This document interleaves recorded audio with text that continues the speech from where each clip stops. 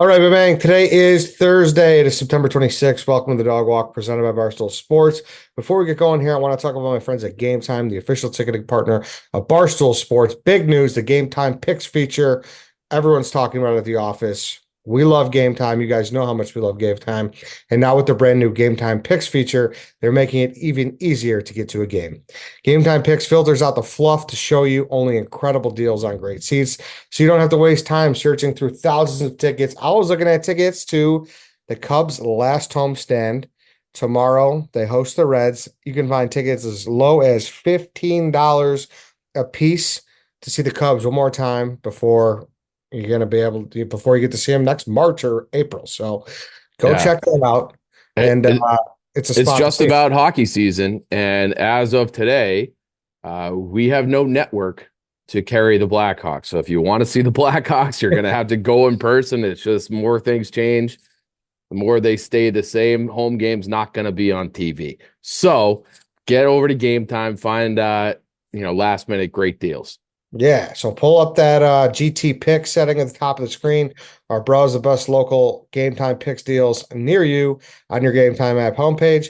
What are you waiting for? I'm going to go buy those $15 Cubs tickets now with Game Time picks. Download the Game Time app today and use code DOGWALK to easily score great deals with the new Game Time picks. That's spelled DOGWALK. What time is it? Game Time. I also want to talk about ChevyDriveChicago.com because if you're going to the game, you got to find a way to get to the game. And there's no better way to get to the game than with Chevy Drive Chicago. Fall is kicking in and back to our favorite sports season. Whether you're going on a game road trip, like I just said, or prepping for a big tailgate, your local Chevy dealers have you covered. For the perfect SUV and trucks for all the space you need, the Chevy Silverado comes in a variety of different custom styles to fit your needs, and you can always count on your Chevy to have the best technology no matter where you choose. Listen, if you're taking a route to South Bend, you're going to DeKalb to see a Northern game, maybe Champaign to see the Fighting Illini, grab a Chevy. You want to make sure you got reliable transportation. Dude, we made a big mistake this weekend going to Indianapolis. We rented a car. It was kind of luck of the draw. We didn't get a Chevy. We should have just taken the Blazer. That thing was a piece of garbage. Yes. And it was like, as soon as I got behind the wheel, I was like, no, this is a big mistake. Yeah, it was bad. Yeah. It was bad. It really was. That we really missed Chevy. So, the official truck partner of the Chicago Bears, head to ChevyDriveChicago.com to find your truck today. All right. So, as you may notice by the audio, or if you watch the video version, we are doing this over Zoom because it's a weird week at Barstool with surviving Barstool going on. So, little remote episode with Chief and I today. So, Chief, how are you? I'm doing fine. It feels, we were saying this is kind of like COVID, but not really for us because we were still going into our little, Chicago office. What are you guys doing? Portnoy video, doing the serious show. But it's work from home all week, and here we are. Yeah, exactly. So, this is weird, but this is the way it's going to be Yep. for today's episode. hmm What are we dipping into? We're getting into Patton. So this was a recommendation. I'm shocked we never did Patton. I kind of just thought we did. Man, I love this guy. I love George Patton, all-time American like legend hero. Have you ever seen the movie? So, my football coach in high school would play the speech. Hell yeah. Yeah. Yeah. Dude, And I that's, had it on my iPod because did I would you? listen to it before games too.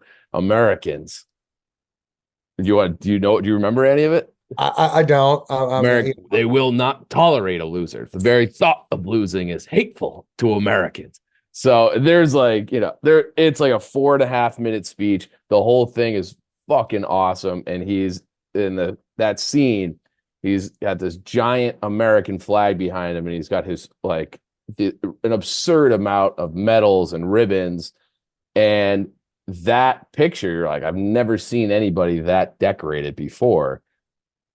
Those were all like based on his real medals and awards in his military service, which goes back to 1916. And he only wore them all one time, and it was for like a photo in his backyard. So Francis Ford Coppola was the director of that movie, and that was like his first big award-winning movie. It was before The Godfather, and so he set that whole scene up, and it like it makes it so grand, and it kind of gives you right from the get-go of that movie. I highly recommend this movie. Gives you a window into what this guy was all about, which he was a wild boy, that General Patton. I did not know Coppola directed that. Yeah. Yeah. So the story goes that The Godfather was real shaky in production going, as it was going along the first year, getting a script done. They're battling like the Italian Anti-Defamation League, had all sorts of issues. And Coppola says that he thought he was going to get fired. And then Patton came out, and Patton won Best Picture. And he was convinced that if Patton didn't win Best Picture, he was going to get fired off of The Godfather, and who knows if it ever even gets made. Wow. Yeah. But That's Patton cool. was his first big nut. Real sliding doors moment there. Yeah, big time. Yeah.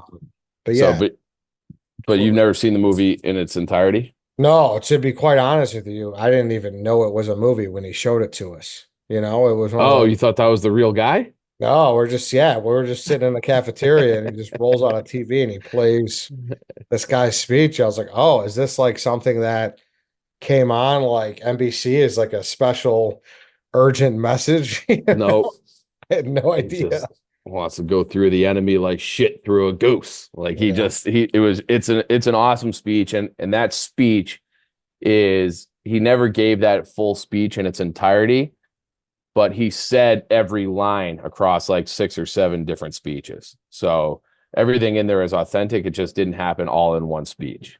All right. So So they yeah, moved highly recommend to the young fellas out there to pull up the speech on YouTube and actually watch the entire movie. I think the movie came out like 1972 or 70 or something like that. all right. Yeah. I'll give it a watch.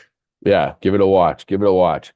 Um, but like I said, he's kind of a wild boy. And we're gonna get into like there is a big conspiracy around his death. But I feel like in order to understand him, if you haven't seen the movie, which does a pretty good job of painting a picture, you have to know like his whole story. So pre-World War II, he goes to West Point and he's a fuck up. Like he hates school, doesn't like school. He did so poorly academically that West Point made him repeat his freshman year, which they don't, I guess, I don't think they normally do that, but he was such a nasty athlete. Like he was a stud. So he was a stud football player. And then he was a decathlon and qualified for the Olympics in 1912. And on or maybe it was it was track and field guy, but was an Olympian for America. And one of his teammates on the track team was Jim Thorpe. You know that name? Yeah. So Jim Thorpe was was an Indian. This is another fact I learned the other day. You know how everyone's like, oh, Christopher Columbus called them Indians because he thought he was in India. Do you know that's not true? No, didn't know that was true. So they got it from his journal, which he called them a people in God, and Dios, Indian. Mm. That's where that comes from. Like we never called them Indians. He didn't think he was Indian, which blew my mind. I thought that's why they were called Indians forever. But anyway, so he was on Jim Thorpe, is now the Thorpe Awards for defensive backs in college football, regarded as one of the greatest American athletes of all time. And Patton was right there on like relay teams with him in 1912. So then Patton, but he was a West Point, so he was going into the military. So after the Olympics, he goes into the military. His first military assignment, you ever heard of Pancho Villa? He's like the classic. He's almost like become a like the symbol of Mexico. So Okay. Pancho Villa was like a revolutionary in Mexican history, and he had led a raid into a town in New Mexico and killed a bunch of Americans. So Woodrow Wilson sent General Pershing down, and Patton was like his aide de camp. So they go down to New Mexico to fuck up Pancho Villa. They kill a bunch of Mexicans. Patton takes 3 of the Mexicans that they killed, straps them to the hood of his car, and drives them back to camp as like trophies. So like he's got a few fucking screws loose, this General Patton. but that was like his first military experience was fighting against Pancho Villa and the Mexicans in 1916. Then World War One starts, and United States gets into World War One late. They get in 1917, and now that's like the first real mechanized war. But it was they talk about trench warfare, right? Like these guys are just dug in. It's artillery. They have these kind of shitty planes, but like you're going over the top, bayonets, shooting your rifle, getting shot, and you pick up like 10 yards of ground. That's just how the war was. And what really kind of swung the war was America coming in and the invention of the first, they're crude, but they had tanks. And Patton led a tank battalion in World War One and ended up getting a Purple Heart. But he had like the credentials. And like he had the Olympian, the West Point, the football, Pancho Villa, Purple Heart, decorated World War One, and he was like on this path, even though everybody that knew him was like, this guy's a little fucking crazy. So he believed in reincarnation too. Oh, wow. Okay, so Patton would be like, he thought he was George Washington. He thought he was related to this, I think it was King Henry the First of England. He thought he was a Roman legionnaire. And there's a great scene in the movie when they first get to North Africa, and they're like driving to the battle scene. He's like, nah, take a left. I can smell a battlefield. It's over here. And it was a battle from like 2,000 years earlier, the Romans against the Carthaginians. And he was like, I was here at this battle. I was always almost like the Jersey Jerry, like it was always Carthaginians. And so and then there was like another line, this like actually happened. There's witnesses where someone was like, you would have been a great, brigadier general for Napoleon. This is like some English guy was saying this to him during World War II. And he goes, but I was.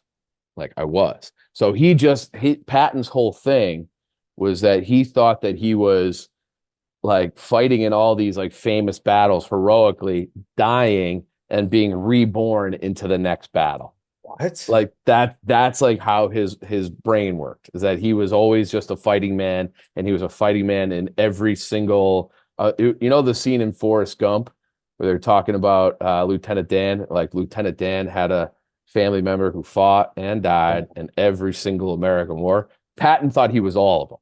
Okay. Like he thought he was every single guy, and then going back to England and France and the Roman legionnaires. And he was like he was a nut. He was a crazy person, but like kind of awesome too. Like he would go into battle. He had these two everybody had like their standard issue weapons, right? Well, he had ivory handled pistols. So whatever the government issue pistol was, he's like, no. He would swap them out and have ivory, so he would look. So he was just basically like he would look sweeter than everybody on the battlefield. Like, yeah, like he was a character. I'm trying to think of like I had a football coach in mind. And it's like the guy is awesome, and he gets results, but he's almost like a Bobby Knight kind of guy. But he's always getting in trouble, and he's pissing people off, and he's kind of crazy, but he wins. So it's like the government and like the military bureaucracy always hated him. It was Dion for the first 3 weeks of the season last year. Yeah, kind of, exactly. But and just like a hard ass too, because he was always getting in trouble. So there was this famous general, the British general named Montgomery, and he thought Montgomery was just like this little pussy, and he thought that but like in an effort to keep America and England, like on equal, they're being good allies and things like that. We would go in, we would have a lot of the hard assignments, and then they would let the English go in and capture the town that, the Americans have been fighting for a week. And then Montgomery would get all the glory, and he hated that. So when they invaded Sicily, they had this whole plan. And it was like, all right, you're going to flank Montgomery and kind of keep him safe. And they're going to go up and they're going to capture the town. And he's like, all right, fine. And he gets there and he's like, you know what? We're not doing that. And they basically just go from town to town. They capture Messina, they just go everywhere and they capture everything. And then so he gets in trouble. Okay. And so people are yelling at him, like, you cost us American soldiers because you were supposed to hold this road and you were off chasing your own personal glory. And then the press would ask him about it. And like, why would you do that? And he's like, well, I thought the Americans back home needed a hero too. And so it was just like, he's always just, but it was all like for his own self-aggrandizement. I don't know what that word is, but he's all for his own glory. And so he would get in trouble. Okay. So then again, when they're in Italy, they're fighting. There's this incident where they have 73 Italian prisoners, and these 2 Americans in his command murder them. Like, they've surrendered, they're captured, they're being held, they go in and murder them, and they were going to face charges. And they were like, well, we were just following orders from Patton. And they're like, Patton told you to kill 73 guys? And they're like, absolutely. He always said, take no prisoners. So we're not taking any prisoners. And they just mowed down these Italian guys who were like, in handcuffs, basically. And so that was going to be that was going to be this big controversy. So then Omar Bradley, who ended up surpassing Patton in the war, because Patton kept getting in trouble, was just like, all right, we're not charging anybody just to avoid the controversy. Then there was another issue this one gets profiled in the movie, where he's going through a military field hospital, and these guys are all fucked up, and this guy's got, lost an eye, lost a leg, unconscious in the bed, and he comes across this guy who is just kind of sitting on the edge of the bed. He looks fine, and he's like, "What's wrong with you?" And he's like, "I just can't do it anymore." And he's like, "What do you mean?" And he's like, I got shell shock or something. Like, it's just my nerves. And he's like, you're a fucking coward. And he takes his glove and slaps him across the face. And he's like, I get him and anybody else like him out of the hospital. They don't deserve to be here with the same people who were wounded with battle. And I want him sent to the front lines. Basically, like, is this, yeah, like, okay. So that caused such a PR nightmare that the military pulled him out. So he was one of their more effective generals, and they pulled him out of Italy and sent him back home to England. Be like, this is not going to happen.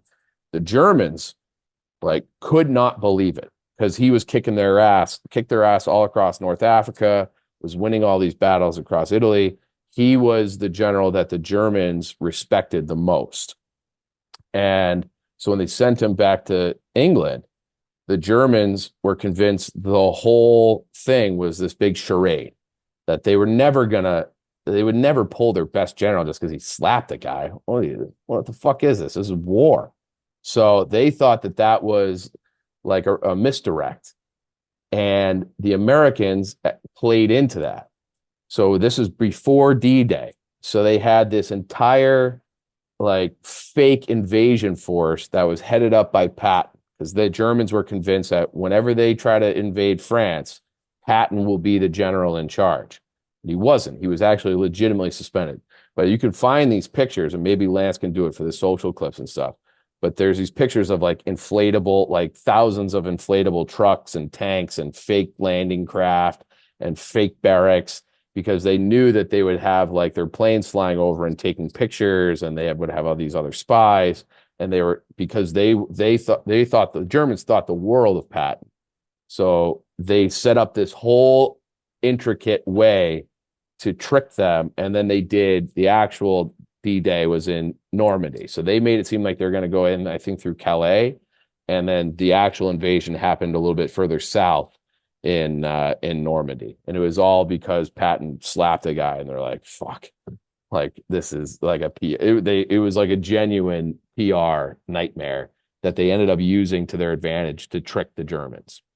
Oh shit. Yeah. Yeah. So then that didn't sit well with Patton. So there's another great scene in the movie, which is a quote that they say is true, where he's in this, kind of 5-star hotel room, and he's on the sidelines for the biggest battle in history, which is D-Day. And it's like, not only was he waiting for this moment for his entire life, but for all of his lives. Okay. So, there's one thing if you're 2,000 years ago and you're fighting Carthage, he's like, the world is at war and I'm not even a part of it. Like, what the fuck is going on? Like, he could not believe it. And he had to kind of go back to Eisenhower and Omar Bradley, like hat in hand, being like, will you please give me, I'll take any sort of command. So then they gave him the Eighth Army once they had already invaded France. And you've heard of the Battle of the Bulge. I know you've never seen Band of Brothers, but it's the famous scene. So we should pipe in White Sox Dave if he's available to talk about the Battle of the Bulge, because you had the airborne were like surrounded by the Germans, and in the dead of winter, and Patton calls in his like chaplain and is like, I need you to come up with a good weather prayer, as if it was like a rain dance or something. And the chaplain's like, that's not how it works. He's like, just fucking do it. So the chaplain a weather prayer to get the storms to clear so they could do airdrops and things like that.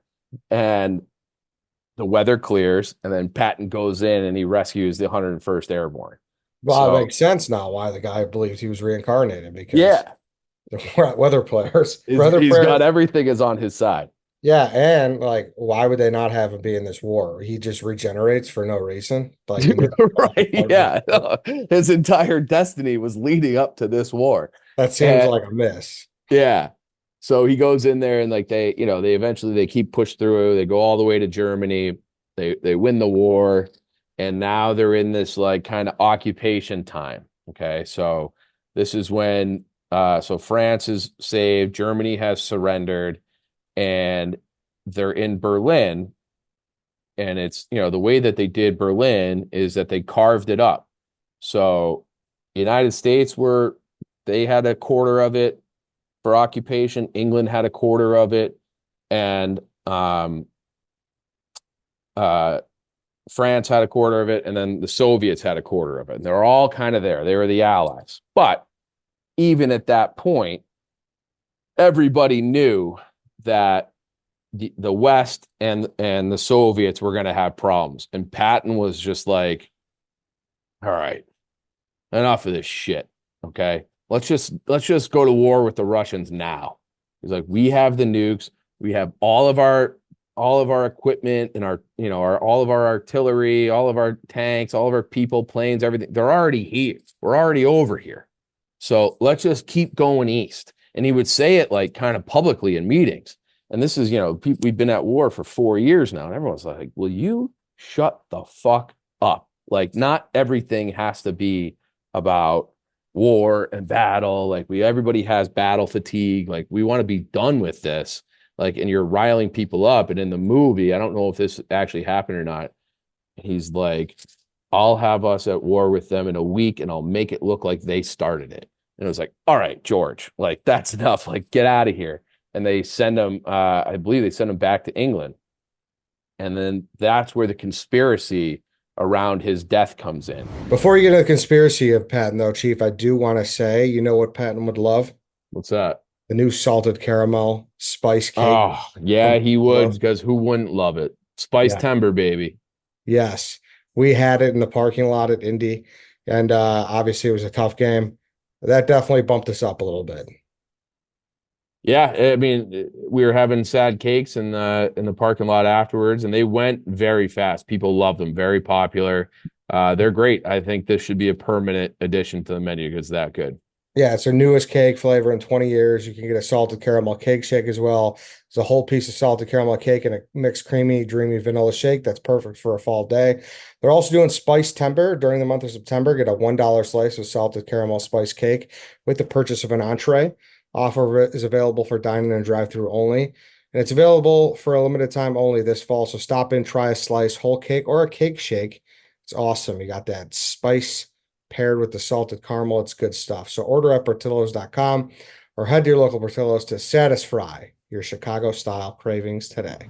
He's driving in a car, and this other kind of a military truck is driving the opposite direction and comes careening right into his vehicle. He's sitting in the back, and he goes forward and he hits his head, and he's like, he's bleeding everywhere. He has a dislocated vertebrae. They rush him to the hospital. There were three guys in that other military truck, and the main driver was I think his name is Thompson. He was just like smiling and grinning the whole time. He was like, yeah. And he's like, it's a bad accident. And then there's like suspicion that they were drunk. There are other suspicion that they just like did it on purpose. But they were 50 miles away from where they were stationed. So like they had no business being there. And so Patton goes to the hospital. They never press charges on those guys, and then they just kind of like disappear into the wind. And then so Patton goes into the hospital, and nobody's allowed to see him. No family, no friends, just the doctors and the nurses were allowed to see him in the hospital. And then after about a week or so, it's like a miracle, but he starts getting better because they thought he was going to be paralyzed from the neck down forever. He starts getting better. He starts getting the feeling back in his fingers and his toes. He's still bedridden, can't do anything. But now that the plan was to transport him back to America where he can get better treatment, and he was deemed healthy enough to travel, and they thought that they would be able to he would be able to make a recovery. And right as he gets that announcement, he's still in the hospital. He pops up dead like 3 days later with some kind of pulmonary embolism, and the suspicion is that he was poisoned. So, because they were fearful about him making things bad with Russia and riling up everybody, and we're going to start another war. But then there's also a lot of fear that he was going to run for president in 1948 as a Republican. So, because he was a celebrity general. And we've had a few of those in our lifetimes, like David Petraeus and Stanley McChrystal, but nothing like MacArthur, who was in the Pacific Theater, and Patton and Eisenhower. Like they were like gods in American culture because they just won World War II. So there was a lot of fear that were like, all right, this guy is crazy, and he's going to make, we can't let him get into political power. That will start World War III. This guy loves war. He loved war more than anybody, more than even Allen Dulles. And so the thinking was that the high command of the Allies, because the English hated him, the Americans were kind of fed up with him. The Russians certainly hated him, and nobody wanted to see this guy in any sort of power post World War II. So the thinking is that they just made a decision to take him out. And then like 30 years later, there's this guy he came out and said that he participated in the assassination attempt, and that the OSS, through the commander, this guy, I think his last name is Donovan, gave him a special gun that shot rocks. Okay. So he could go into the scene of the crash and just shoot a gun that fired off a rock. So it didn't look like it was a bullet assassination attempt. It just looked like it was, a bad injury from the accident. And nothing's ever been proven. Some things were, who knows what actually happened, if it was assassination attempt or not, but or an actual assassination or not, or natural causes or whatever. But the thinking was that there are a lot of forces, a lot of powerful people that wanted him gone after the war and during the war, but especially after the war. They didn't want him in any sort of political power. So it's like people just saw leadership and they just assumed that he could have done that too. Yeah, I think he would have been American people. Yeah, so correct. And if you look at Eisenhower, so you had the three generals, right? You had MacArthur, Eisenhower and Patton were like the three-headed monster, the three celebrity generals. And they were all rumored for political office. So Patton was supposedly going to run in 48. He dies. He can't do it. Eisenhower uh, gets elected in 52. But before that, they had the Korean War, which I think started in 48. And that was that was obviously in the Pacific Theater. So MacArthur was in charge of that war at the outset of it. And MacArthur, he was another wild boy. Okay. Like he had the corn cob pipe. He was a character. Like when he lost initially, because they just didn't have any weapons or supplies, when he lost in the Philippines and they had to evacuate, he puffs on his corn cob pipe and it's just like, I shall return. And then he comes back like 4 years later with the entire American fleet and the ground force and the Marines and everything. And they take back Manila and they take over everything. But during the Korean War, everyone was speculating that MacArthur would actually be the Republican nominee in 52, not Eisenhower. But then MacArthur went so crazy during the Korean War that he was like, we got these nukes. Why don't we just nuke them? And everyone's like, why don't you chill? Why don't you stop doing that? But like he also had this like super inflated, crazy ego, which I'm sure a lot of generals and a lot of leaders do. But after the war with Japan, George, cut it out. After the war, he's digging through the love seat here. Just stop it. Go lay down. Let's hang back on Zoom. Yeah, we're back on Zoom. I'm yelling at the dog. George missed his appearances. So the Japanese, when they surrender to MacArthur, and they were really worried that there would be retributions for their crimes. Like there was a Nuremberg trial, right, for the Nazis. You easily could have done that for the Japanese too. And the atrocities that they committed in Indochina, China, Manchuria, Korea, they were awful, awful people. And we've done episodes about, what is that, Unit 571, something like that, where they're doing all these disgusting experiments on Chinese people that they captured. Mm-hmm. And MacArthur was more like peaceful, I guess, towards the Japanese. He's like, we're going to treat these people like respect and we're going to rebuild this country. So the Japanese treated MacArthur like a god. Okay. Like they were like presenting him like with samurai swords and like whatever he wanted when he was like effectively he was the governor of Japan in post-war Reconstruction. He lived like a fucking king. And so he had a giant ego before, and then he spent time in Japan and he was like, I might be like an emperor. Like he felt like he was another like crazy ego guy. But then because he was such a lunatic during the Korean War, he was always advocating for the use of like tactical nuclear warheads and then also bombing communist China, who was supplying the North. People are like, we can't have you starting World War III over this. Like, just get up to the 38th parallel and call it a day. It was basically, the prevailing, and that's what exists today. So they eventually pulled MacArthur out of there, and he kind of like retired sort of in shame. And then, we reach like a ceasefire, which is the war technically with North Korea technically still hasn't ended. It's just like an armistice for now.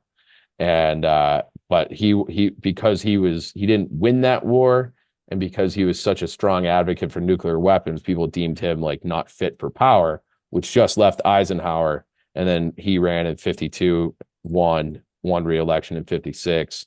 And that's why we have highways and the Cold War and all kinds of stuff. Now, did he have any of that crazy in him? Eisenhower? Yeah. Not as publicly. Like he was, but I'm sure he did. But he didn't as a child. Like he got hurt as a football player at West Point, so he never played. And then because he got hurt, he never really served in battle anywhere. So he didn't have like this grandiose vision of himself as this great military like he was, and he like he had his mistresses and he lived high on the hog when he was the leading the Allied forces, but it and I'm sure he had an ego on him too, but not as ridiculous or as famous as Patton and MacArthur. At least that's as far as I've read. That's what they've said. I Yeah. wonder what kind of injury there had to be to keep him out of football and out of battle. I think we could look it up. I think it was a knee. So it's Was like, it? I'll pull it up. I'll pull it up. It just Um, feels to me like back in like the 40s, like you said, or the 30s in that case. Probably, I think it was like the teens. The teens, Yeah. like they would just like play through ACLs. You know? Suffered a serious knee injury while playing football at West Point in 1912. Um, so there you go. Oh, another link. It was in a game against the Carlisle Indians. Eisenhower tried to tackle Jim Thorpe, was Yeah. tackled himself, tearing his knee. So Jim Thorpe just connected to all of our generals. We've done an episode on him. On Thorpe? Or actually, it was when Donnie filled in for you. Oh, Yeah, okay. Donnie, we Yeah. talked about the Carlisle and Yeah, the Carlisle Indians. Yeah. yeah. So, How but yeah, that was a fascinating trio of generals, and who knows what happened to Patton in the end. do you buy any of it or you think it's all fluff? I don't know. I mean, it's one of those things where I would never put anything past the U.S. government, and Dulles is fucking around there, and I know the Republicans, which was Dulles's people at that time, they really wanted the nominee to be in 48 to be Dewey, and Dewey was the nominee. And there's that famous picture of I think it's like the New York Post, the New York Times, and you have Truman holding up the headline of the newspaper they printed early saying Dewey wins the election. So it was like Truman was like mocking them, be like, you guys, like Truman won. So, and then Eisenhower came in and then hired both Dulles brothers, and that's like the rest is history going back to that other book. But I know that like the power brokers in the Republican Party, and like we see that today where they try to, both parties, they want their own people in. So the people that are like, like there's a reason why Kennedy and Bernie Sanders were kind of pushed out, Tulsi Gabbard pushed out of the Democratic Party. In 16, the Republican Party really did everything they could to get, stack it against Trump, and he just blasted through everybody. So I do think that it's at least possible that the Wall Street people, all these people, to Dulles they looked at Patton as a threat to the guy that they wanted, which was Dewey. It's possible. I think that was the Sun Times or the Tribune that published that. Maybe. Yeah, it could. I was assuming it was a New York paper, but maybe it was Chicago. Mhm. What were the poll number? Do you remember what the poll results were for the 16 primary? The what? The Oh, 16, did he just smash them?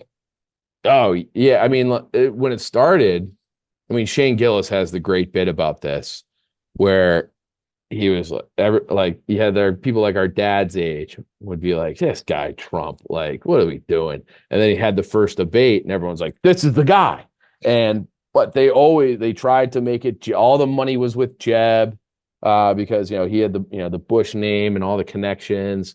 And I think at first Trump was at like 1%, and he was on the far outside. They had 11 or 12 candidates. And then after that first debate, he was like a runaway. Like he had at least 30% and had it locked up, I think, in March. Right after Super Tuesday, he had it locked up. No shit, because I didn't really follow at all back then. Yeah. So I vaguely remember Jeb was like the backing of the party, though. He was the one that Yeah. I mean, it was they had I think they Rubio was had around, right? Rubio made it a little while. Chris Christie from New Jersey. I think those were like the big Rand? three. Rand Paul, but he never really got above 1%. He's not a guy that the establishment would like. Yeah. Trying to think. There's definitely someone I else feel with it. like I feel like we're missing. Oh, Ted Cruz. Ted Cruz Yeah, did well in that one as well. Um, the guy who died, the doctor. Or Dean? what? Howard Dean? Was that Howard it? Dean was a Democrat who ran in Was he? 2004. Oh, I mean, Ron Paul didn't run. Ron Paul ran in 2008, but he was a doctor, but I don't think he's dead. There's another doctor. it was a black doctor. Oh, he's not dead either. I thought he died. No, he's not. Ben Carson. Ben Carson. That's what I Yeah, was thinking. Not Howard Dean. yeah. No, Ben Carson's like a neurosurgeon. I think I just heard him somewhere. I saw a clip of him on TikTok on a podcast. Like, I think he might have done Megan Kelly's podcast with like 2 months ago, or maybe it was Tucker. Why did I Maybe it think he was. was dead? I'm unless he died like last week. No, I think Ben he's Carson's alive. still with I us. just looked it up. He's dead? No, he's alive. He's Oh, alive. okay. All right. Good. You're right. I don't Yeah. know who I'm thinking of. He's 73. He's pretty old. There was someone who died of COVID, I think. That ran for president I in don't know if he, 16. it must have been, I feel like I just hit the big ones. I know there was that you nailed it. Carly, used to be the head of Hewlett Packard. Carly Fiorina, something like that. She ran. I don't think she ever served in office of any kind, but she was like this. She was the CEO of Hewlett Packard or something like that out of California. And she like they all kind of it was like we'll send Jeb up against Trump, and then Trump bashes him. All right, we'll send Ted Cruz up against Trump. Trump's like your wife's ugly and your dad killed Kennedy. It bashes him. And then Chris Christie, like Trump is a big fat guy. He would just make fun of Chris Christie for being fat, and everyone's like, "You're fat, Chris." And like so then he was out. So it was I think they tried to throw their support. It was like whack-a-mole, like, all right, well, I guess we're down to little Marco. Little Marco got bashed aside. So no one could touch Trump in that 16. He I was heard today, I was listening to our friends on Breaking Points, because there's a story that Trump's not campaigning as hard as he did in 16. And then they're like, well, nobody has ever campaigned that hard. He was doing 5 rallies a day. 5 rallies a day in the lead up to the 2016 election. So that's now he does like 1 or 2 maybe. But it's crazy. And they also said that he's like a homebody at this point. So back in 16, they would do all these, we'll go to Wisconsin, Michigan, we'll do one in Indiana, whatever. We'll fly to Nevada to do one there.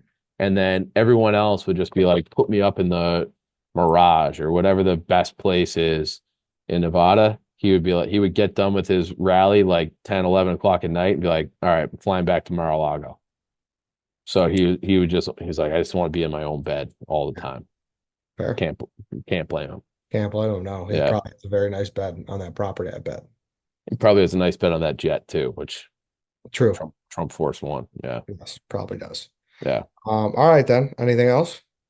That's all I got. I would recommend the movie. The battle scenes are, no pun intended, but intended, patently absurd. Okay.